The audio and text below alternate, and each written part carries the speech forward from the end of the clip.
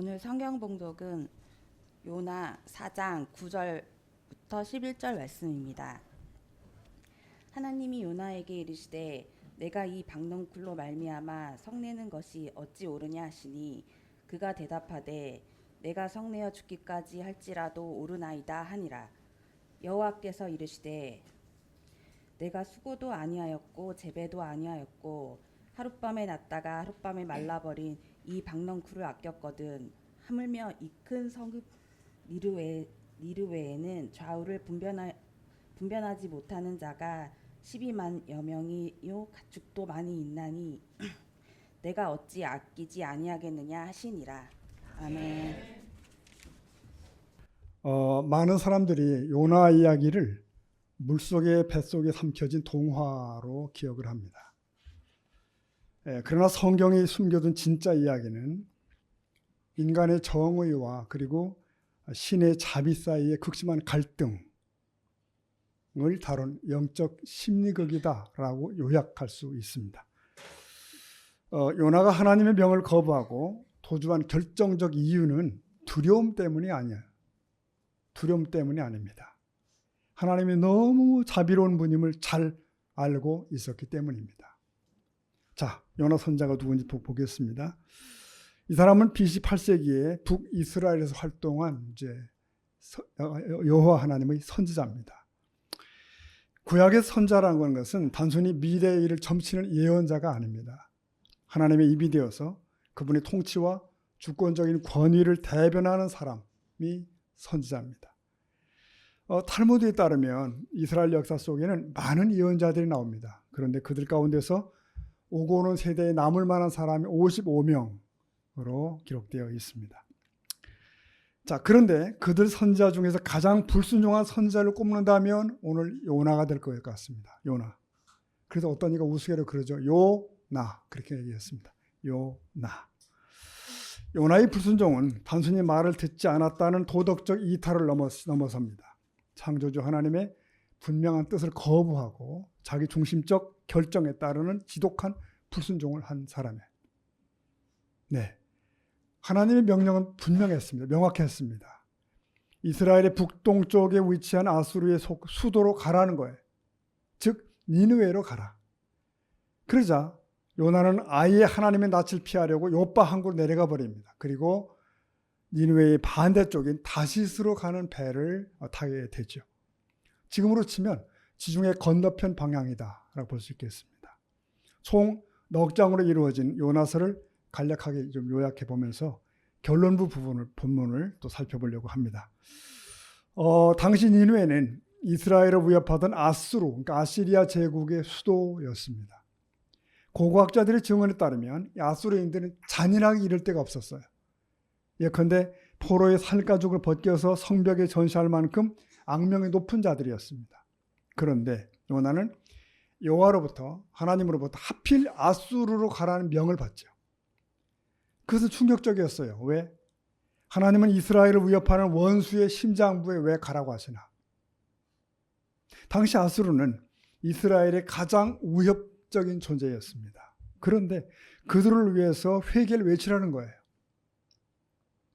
여러분 마치 이것과 같습니다. 유대인에게 나치 독일이 베를린에 가서 복음을 외쳐라. 그 말과 같다는 거예요. 마치 일본이 한반도에 침략해 왔는데 동경에 가서 복받는 길을 전하라. 그렇게 말을 하는 거예요. 요나는 그 명을 듣자마자 니느웨의 정반대 방향으로 가기로 결정을 합니다. 당시 세상의 끝으로 여겨지던 그 바다 건너 다시스죠. 오늘로 치면 스페인 정도가 되겠습니다. 요나는 때마침 눈앞에 정박해 있는 배에 몸을 싣습니다. 그러나 부두를 떠난 배는 얼마 지지 않아서 폭풍에 휘말리게 됩니다. 엄청난 폭풍이었습니다. 위기를 느낀 사공들은 배의 물건들을 다 바다에 내던지게 됩니다. 한편 요나는 어떻게 했을까요? 네, 배 밑창에 내려가 깊은 잠에 빠졌습니다. 이것은 창조주를 떠난 인간의 영혼이 마주하게 되는 깊은 영적 의미, 영적 마비와 공허 상태를 보여줍니다. 근데 여기 원문에 보면 이 내려가다라는 뜻의 히브리어 야라드라는 말이 반복되는데요. 예컨대 요나가 욥바로 내려가. 또 배 밑층으로 내려가.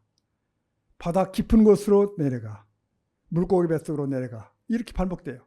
이 모습은 사람이 하나님에게서 도망칠수록 겪게 되는 더 깊은 영적인 추락을 상징합니다. 보십시오. 욥방을 떠난 배를 이제 풍랑이 둘러싸게 됩니다. 배는 극심한 위기에 처하게 되죠. 선원들은 어쨌든 이 배를 살려보려고 필사의 노력을 기울입니다. 허나 하나님이 보낸 풍랑을 사람이 해결할 수가 없습니다. 네, 그건 불가능합니다. 결국 사공들은 다급해서 각각 자기가 아는 신을 부르게 되는 거예요. 이게 사람의 한계입니다. 한편 요나는 어떻게 한다고요? 배 밑바닥에서 깊은 잠에 빠져 있는데 이를 현대 심리학에서는 극심한 스트레스 상황에서의 과수면 이렇게 해석이 되더라고요. 과수면. 요나는 하나님을 배신했다는 죄책감이 있습니다. 한편 민족을 향한 애국심이 또 있어요. 그 사이에서 마음의 의식을 꺼버렸죠. 그런데 보십시오. 이방인 선원들은 어떻게 해요? 자기가 아는 신의 이름을 간절히 부르고 또 부르기 시작합니다. 그 상황에 선장이 갑자기 보이죠. 그렇죠? 성경 읽다 보면 그 와중에 선장이 딱 초점이 맞춰져요. 이 사람은 하나님의 종 요나보다도 더 종교적이고 더 경건한 듯해요. 그는 잠든 요나를 일깨우죠. 그리고 이렇게 다구치는 겁니다. 1장 6절에 보니까요. 6절에 선장이 그에게 누구죠? 요나에게 가서 이르되 시작 자는 자여 어찌하느냐 일어나서 내 하나님께 구하라. 혹시 망하지 아니하게 하시. 보십시오. 선장이 와서 요나를 보고 꾸짖는 겁니다. 어째서 잠을 자고 있냐는 거예요. 일어나서 당신의 신에게 좀 부르짖으라고. 혹시 신이 우리를 생각해서 우리를 살게 할지도 모르지 않냐고. 네. 여러분 여기서 특히 자는 자여 어찌미뇨 이 말이 가슴을 찌릅니다. 자는 자여 어찌미뇨. 일어나서 하나님께 구하라. 이런 희한한 장면이 있나요? 자, 이방인이 요나 선자에게 기도하라는 거예요. 지금 기도하라. 여러분 이 모습은 당시 선민 사상에 깊이 찌들어 있던 이스라엘이 얼마나 하나님에게서 멀어져 있는지를 증언하는 거예요. 성도 여러분, 우리가 영적으로 잠이 들 때 세상 사람들은 우리에게 말합니다. 자는 자여 어찌미뇨. 교회가 잠이 들 때 교회에게 말하죠. 자는 자여 어쩐 일인가. 그렇습니다. 세상은 때로 하나님의 확성기가 됩니다. 세상 사람들은 때로 우리를 돌아보기도 하고 부끄럽기도 만듭니다. 자는 자여 어찌미뇨. 자, 폭풍에 시달리던 선원들은 결국은 뭘 하죠? 네, 제비 뽑기를 합니다. 이게 도대체 누구 때문인지 가려보자는 거예요. 누구 때문인지. 누가 뽑히죠? 네, 바로 요나가 뽑힙니다. 결국 사람들은 요나를 들어서 바다에 던지게 되죠. 거의 심청이 수준입니다. 바다에 던져. 하나님은 대자연을 움직여서 도망치던 요나를 추격하고 있었어요. 배 밑에 있던 큰 물고기가 요나를 삼키게 됩니다.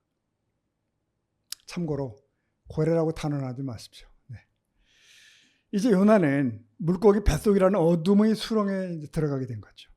요나서 1장 17절 말씀 보실까요? 17절 시작. 여호와께서 이미 큰 물고기를 예비하사 요나가 밤낮 3일을 뱃속에 보십시오. 물고기 뱃속에 들어간 요나는 하나님께 호소합니다. 뭐 딴 거 할 것 없잖아요 지금. 그러나 온전한 회개 기도는 아닌 것 같아요. 자신의 불순종을 하나님께 아뢰고 자책하는 말을 하지 않아요. 요나가 밤낮 사흘을 물고기 뱃속에 있으니라. 훗날 예수님께서는 요나의 이야기를 인용하시죠. 그래서 자신이 사흘 동안 무덤에 있다가 부활할 것을 예고하신 내용을 여러분 기억할 겁니다. 그러면 요나에게 그 시간은 무엇을 의미할까요? 탈무드에서 보면 사흘은 영혼이 몸을 완전히 떠나서 죽음이 확정되는 시간을 뜻한답니다. 즉 요나는 물고기 뱃속에서 완전히 죽었다가 다시 살아나는 상징적 부활을 경험을 하게 된 거죠. 여기서 눈여겨볼 것이 있습니다. 물고기 뱃속에서 드린 요나의 기도에는 살려주셔서 감사하다는 내용은 있어요. 네. 하나 자신의 불순종에 대한 회개는 빠져 있다는 사실입니다. 그는 여전히 니느웨를 용서하시려는 하나님의 뜻이 싫은 거예요. 이해할 수가 없는 거예요. 왜 그러시는지. 그럼에도 하나님은 요나에게 두 번째 기회를 줍니다. 물고기는 그를 육지에 토하죠. 자, 이제 여호와의 말씀이 두 번째로 요나에게 임합니다. 그러니까 갈 곳도 분명하고 가서 할 말도 분명합니다. 보십시오. 요나서 3장 2절입니다. 하나님 말씀 시작. 일어나 저 근서급 니느웨로 가서 선포하라. 네, 여러분 니느웨 성은요 걸어서 사흘 길을 돌아야 하는 그 정도의 크기입니다. 거대한 성읍이죠. 하나 요나는 어때요? 하루 동안만 걸은 거죠. 그러니까 결국 요나의 선포를 직접 들은 범위는 전체 성읍의 줄잡아 3분의 1 정도입니다. 무성의한 선포죠. 선포의 내용은 뭐죠? 곧 니느웨가 무너진다는 거예요. 그러니까 요나의 선포 내용도 지극히 건조한 거예요. 무성의한 거예요. 억지로 니느웨에 간 요나는 성의 없는 5단어의 설교를 던집니다. 40일이 지나면 니느웨가 무너지리라. 히브리 원어로 5단어예요. 그러니까 무성의한 설교가 이력이 있어요. 지금 그 내용 중에는 조건도 없고 자비도 없고 회개의 권위도 없고 그렇습니다. 그러니까 차라리 저주에 가까운 외침을 한 거죠. 근데 여러분 이상한 일이 벌어졌어요. 니느웨 사람들이 이 짧은 메시지에 크게 반응을 했다는 거예요. 웬일인가? 역사적 재앙 때문이라는 해석도 있습니다. 뭐냐면 마침 그때 기근과 일식들이 막 발생했다는 거죠. 니느웨 사람들은 어쨌든 절박해요 지금. 그래서 왕부터 사람들과 가축까지 금식을 선포하며 집단 회개를 했다는 내용이 여기 나옵니다. 베옷을 입고 죄에 앉으니라. 죄를 뒤집어 쓴다는 것은 극도의 슬픔을 상징하는 거죠. 니느웨 왕은 상당히 겸허한 태도로 요나의 선포를 받아들였던 것 같아요. 왕이 즉각적이고 긍정적 반응을 보인 것은 이게 예사로운 일이 아니에요. 여러분 이거 명심하십시다. 전도자가 아무리 부실해도 하나님은 그를 통해 엄청난 일을 하실 수가 있다는 거예요. 네. 전도자가 아무리 연약해도 하나님은 그를 통해 뭔가를 하실 수 있다는 거죠. 네. 근데 여러분 여기서 이런 해석도 있더라고요. 요나가 왔는데 이 요나의 외모를 본 니느웨 주민들이 깜짝 놀랐다는 거예요. 그도 그럴 것이 물고기 뱃속에서 사흘간 있다 나왔으니 몰골이 뭐 오죽하겠냐는 거예요. 게다가 저 사람은 물고기 뱃속에서 살아나왔대라는 소문 자체가 이건 기적이라는 거죠. 그건 경고라는 거예요. 그래서 더 니느웨 주민들이 긴장했다. 이런 해석도 있습니다. 하여튼 결론은 났어요. 결론은 요나서 3장 10절이 있습니다. 보니까 하나님이 그들이 행한 것, 곧 그 악한 길에서 돌이켜 떠난 것을 보시고 시작. 하나님의 뜻을 돌이키사 내리라고 재앙은 취소가 된 거예요. 하나님은 회개하는 자를 마다하지 않으십니다. 예나 지금이나. 그들이 죄악을 떠난 걸 보시고 재앙을 돌이켜버리신 거예요. 내리리라 예고하신 심판을 취소하셨습니다. 여러분 얘기가 말이죠. 이야기가 여기서 끝날 수도 있다고 생각해요. 저는. 그러니까 요나서가 원래 여기 3장까지 왔으면 딱이에요. 왜? 악한 자들이 죄를 떠났고 하나님은 기꺼이 사하셨고 여기 무슨 얘기가 더 필요합니까? 요나서가 끝날 수 있는 거예요. 그러나 우리는 이어지는 특이한 내용을 봐야 됩니다. 지금부터 보는 게 특이한 내용이에요. 4장은 특이한 내용입니다. 왜요? 이 마지막 4장 아주 충격적인 말로 시작이 돼요. 뭐죠? 선자 요나가 싫어하고 성냈대요. 4장 1절 보이시죠? 시작. 요나가 매우 싫어하고 성냄. 이게 4장의 첫 마디입니다. 요나가 매우 싫어하고 성내며. 왜 이렇게 화가 났을까? 아까 앞에서 얼핏 말씀드렸습니다. 어쨌든 요나는 니느웨 성에 가서 심판을 선포했잖아요. 그런데 부실한 설교에 대한 놀라운 반응이랄까. 니느웨의 모든 사람들이 베옷을 입고 금식했고 회개했다. 그 모습을 보신 하나님께서는 뜻을 돌이키셨고 그들에게 내리려던 재앙을 처리하셨다. 자, 선지자라면 마땅히 한 성읍의 영혼들이 구원받는 것을 보면서 감사하며 찬송을 올려야 마땅하다는 거죠. 그렇지 않습니까? 근데 요나는 기뻐하지 않아요. 오히려 매우 싫어하고 성냈다고 되어 있는데 이 원어의 의미를 가만히 살펴보면 죽을 만큼 극심한 분노를 터뜨리다는 뜻이 담겨 있는 거예요. 죽을 만큼 분노를 터뜨렸다네요. 이런 요나의 모습을 보시는 하나님의 마음이 어떠셨을까요? 여러분, 이 말씀을 통해서 우리 안에도 여전히 살아 숨쉬는 요나의 좁은 시선을 발견할 수가 있다는 거예요. 반면에 온 세상을 품에 안으시는 하나님의 넓은 심장을 우리가 볼 수 있다는 거예요. 여기서 우리는 이 요나 선자의 영적인 문제 몇 가지를 한번 정리해 보도록 하겠습니다. 첫 번째 문제는 따라하실까요? 은혜의 독점. 네. 요나는 하나님의 은혜를 우리만의 것, 나만의 것을 독점하려 했다는 거예요. 요나가 분노한 근본적 이유가 뭐라고요? 니느웨는 이스라엘이 원수잖아요. 왼수. 아수르는 잔인한 나라. 이스라엘을 괴롭히던 침략자. 그러므로 요나의 민족주의적 시선으로 볼 때 니느웨는 뭐죠? 대적입니다. 왼수 덩어리입니다. 반드시 하나님의 불심판 받아서 지옥에 떨어져야 마땅한 놈들이라는 거예요. 요나가 2절에서 하나님께 드린 항변을 보시면 이렇게 되어 있습니다. 4장 2절에 보니까 주께서는 은혜로우시며 자비로우시며 노하기를 더디하시며 그 다음 읽어볼까요? 이내가 그 시사 뜰 돌이켜 재앙을 내리지 아니하시는 내가 자 4장 2절 이 말씀이 맞습니까? 틀립니까? 정확하게 맞는 말씀이에요. 그러니까 이 고백 자체는 완벽한 신학적 진리입니다. 그러니까 출애굽기에서 하나님이 친히 자신을 계시하실 때 쓰셨던 그 말씀이에요. 요나는 이처럼 하나님이 어떤 분임을 완벽하게 알고 있다는 거죠. 단지 그 은혜가 주어지는 방식이 불만이 있어요. 요나의 문제는 무지가 아닙니다. 하나님의 은혜가 자신이 싫어하는 원수에게 주어지는 것이 마음에 들지 않는 거예요. 왜 저들에게 주어지냐는 거예요. 여러분, 여기서 우리는 이기적 신앙이라는 단어를 생각합니다. 이기적 신앙. 어쩌면 우리 역시 하나님의 은혜가 내게 임할 때는 감사하지만 허나 내가 미워하는 자에게 임할 때는 불편해진다. 그것은 분노하는 요나의 유전자를 가지고 있기 때문이 아닐까요? 요나의 생각은 강고합니다. 은혜와 자비는 오직 자격이 있는 우리 유대인에게만 해당이 돼. 우리 이스라엘만 해당돼. 하나님 백성 이스라엘만 받아야 되지 저 이방 죄인들은 절대 받아서 안 되지. 이게 이기적 신앙의 전형입니다. 여러분, 혹시 나의 안에도 이런 영적 요나가 살고 있지는 않은지요? 내 마음에 드는 사람은 하나님의 은혜를 받아 마땅해. 복받아야 되지. 하지만 내게 불편한 사람들은 어때요? 그들에게는 은혜가 아니라 심판이 있어야 돼. 이걸 은근히 바라지는 않는가? 이것은 하나님의 은혜를 내 기준의 틀에 가두려고 하는 것입니다. 은혜의 독점. 그것이 바로 요나의 죄성이었다는 거죠.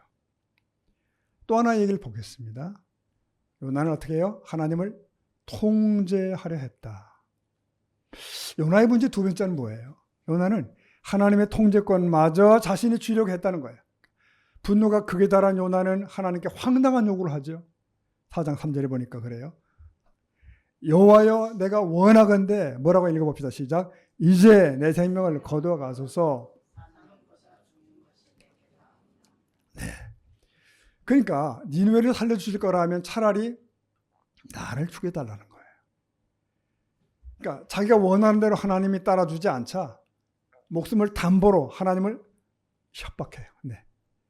이때 하나님 어떻게 하는지 아십니까? 참 좋으신 하나님이죠.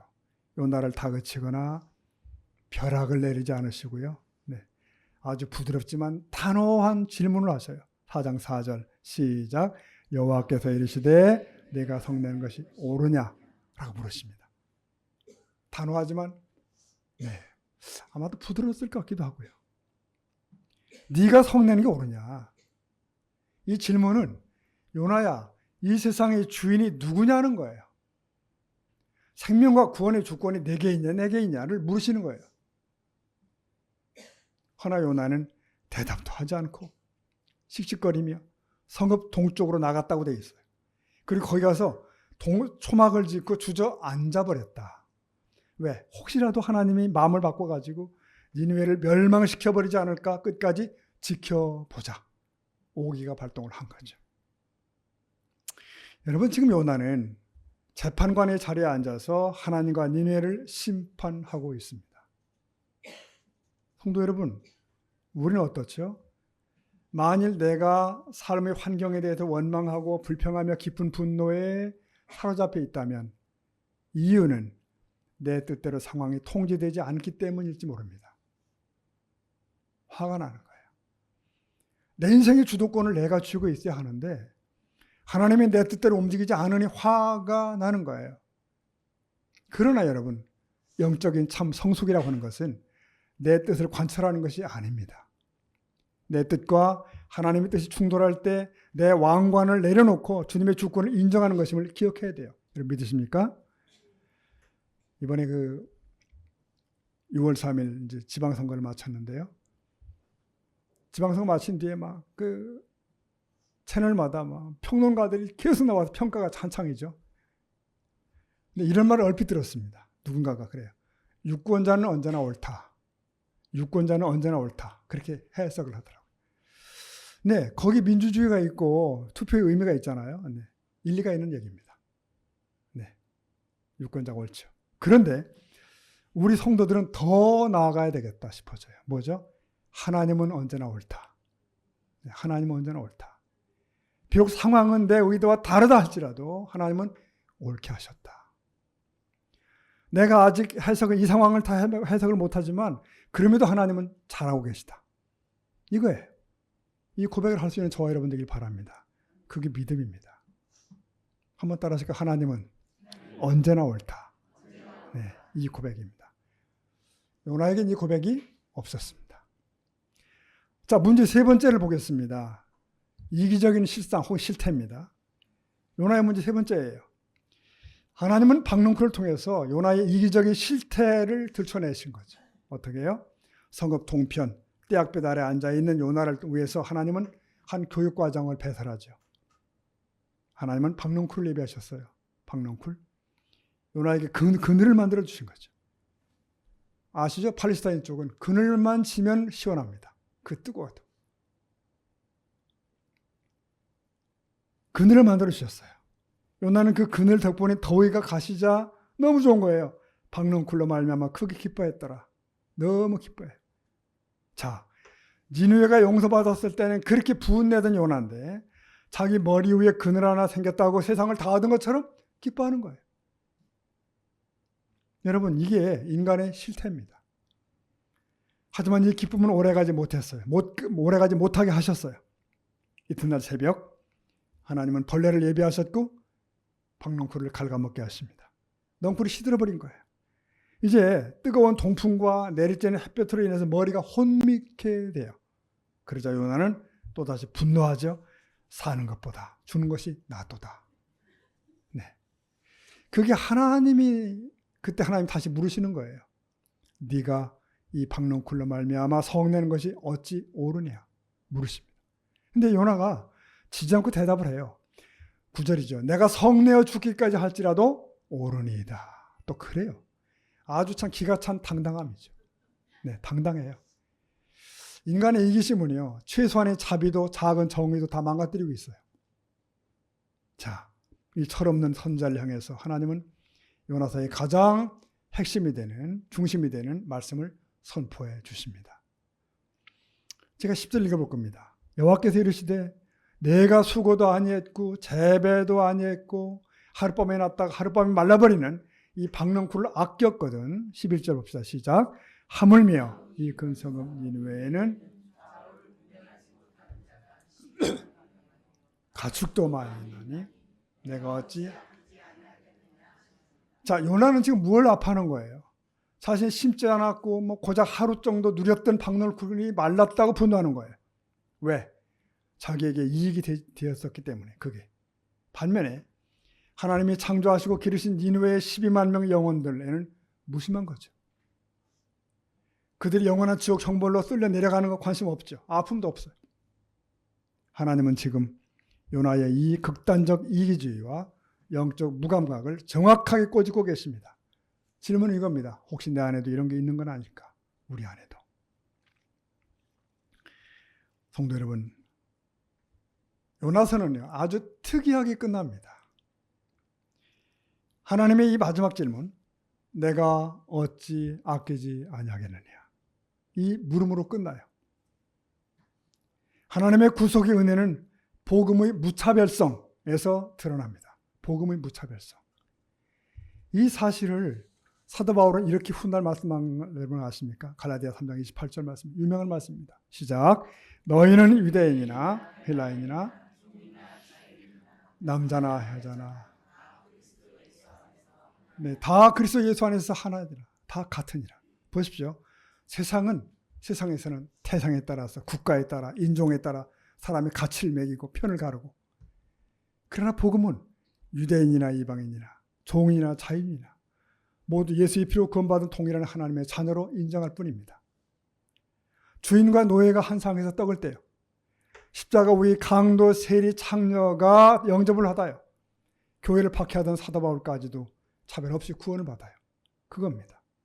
여러분, 나는 너무 큰 죄를 지어서 구원받을 수 없어라는 말은 복음의 능력을 모독하는 거예요.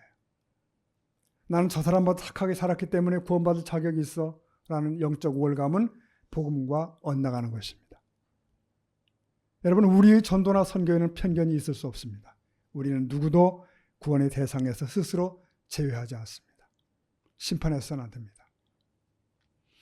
여러분, 전도와 선교를 위한 하나님의 마음이 뭘까요? 바로 온 인류의 아버지입니다.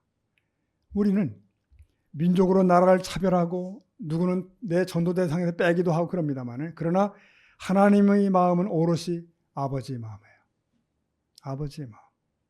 그리고 그 마음을 품고 오신 분이 우리 주 예수님이십니다. 그는 3년여 공생의 기간 동안 하나님 나라를 전파하시죠.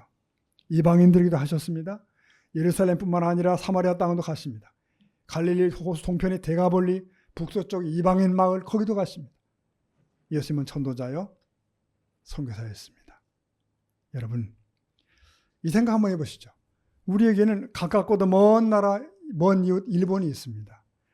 그러니까 축구 경기를 해도 일본만은 이겨야 돼. 이런 정서가 있잖아요. 그러나 복음을 전하는 일에는 그것을 또 넘어서야 됩니다. 사실 영적으로 일본은 초라합니다. 기독교 인구가 1%가 안 돼요. 800만이 넘는 우상에 신음하고 있대요. 그러니까 겉으로는 경제적 풍요를 누리지만 높은 자살률, 허무주의에 빠져 허덕해요. 일본입니다. 중국은 또 어때요? 경제적, 정치적으로 우리의 위협적 존재를 부상은 하고 있습니다. 21세기 들어 더 교회의 핍박이 심해지고 있어요. 그러나 가정교회 성도들의 현실과 신앙을 들여다보면 눈물겹기도 합니다. 그런데도 그들이 때로 선교 얘기를 하는 걸 들어요. 선교 얘기를 한다고요. 중국이 영적으로 바로 서면 회교권을 변화시킬 수 있는 거대한 선교 동력원이 생겨납니다. 하나님께서는 마지막 때에 한국교회를 제사장 나라로 세우셨는데요. 한국교회가 일본의 영적 영양실조를 채우고 중국교회의 선교 불꽃을 채워줄 수 있다면 한중일 영적 연합벨트가 가능하다는 선교학자들의 분석이 있습니다. 여러분, 하나님의 시선은 언제나 잃어버린 영혼들을 향해 켜져 있습니다. 독생자를 십자가에 내어주기까지 아끼고 사랑하셨던 그 수많은 니느웨의 영혼들을 향해서 지금도 하나님의 심장은 고동치고 있습니다. 그래요. 원리는 선교나 전도나 다 똑같습니다. 개인 전도도 그래요. 태신자 품을 때도 마찬가지. 저 아무개나 안 돼. 저건 지옥이나 가야 돼. 그거 아닙니다. 주님은 내가 그를 위해 죽었노라고 말씀하십니다. 우리도 그 마음을 품어야 되는 거죠. 이제 우리의 좁은 시선을 좀 넓혀야겠습니다. 내 안에 완고한 요나를 십자가에 못 박아야 되겠습니다. 내가 아끼는 박능쿨보다 하나님의 눈길이 머무는 그 영혼들을 더 아끼고 사랑하는 성도가 되실 수 있기를 축복합니다. 내 주변에 있는 좌우를 분변치 못하는 영혼들에게 하나님의 자비와 복음을 흘러보내는 주님의 도구로 살아내야 되겠습니다. 자, 말씀을 오늘 정리하겠습니다. 하나님은 하룻밤 사이에 피었다 지는 박넝쿨을 통해서 실물 교육을 하십니다. 너는 하찮은 식물 하나도 아까워? 그럼 어린아이들과 수많은 생명이 있는 이 성읍을 내가 아끼는 게 왜 부당하냐? 성경은 요나의 대답을 생략한 채 침묵의 책으로 끝을 맺습니다. 그러니까 열린 결말입니다. 열린 결말. 이 열린 결말은 우리 모두에게 주시는 질문이기도 해요. 내가 용서치 못하는 사람이 하나님 용서를 받을 때 정말 기뻐할 수 있을까? 사실은 그런 용서가 있었기에 나부터가 구원받은 거 아닐까요? 십자가를 생각합니다. 원망하며 불평하던 요나 선지자와 달리 더 큰 선지자이신 예수님은 원수된 우리를 위해서 십자가를 스스로 지십니다. 저들을 사하여 주옵소서 기도하십니다. 여러분 기억하셔야 됩니다. 요나서의 물음표는 예수님의 십자가 사랑 안에서 비로소 완성이 됩니다. 유대인들에게는요 1년 중에 가장 거룩한 날이 있답니다. 속죄일, 욤키푸르, 속죄일. 이날 오후에는 반드시 요나서를 통독한대요. 왜? 요나서가 남기는 마지막 질문에 귀를 기울이려고. 그것은 오늘을 사는 우리 모두에게 주시는 질문이기 때문입니다. 내가 아끼는 영혼을 너는 왜 아끼지 못하느냐? 요나서의 그 답은 지금 우리가 써야 합니다. 당신의 니느웨는 어디인가? 당신의 니느웨는 누굽니까? 자, 우리 기도하겠습니다.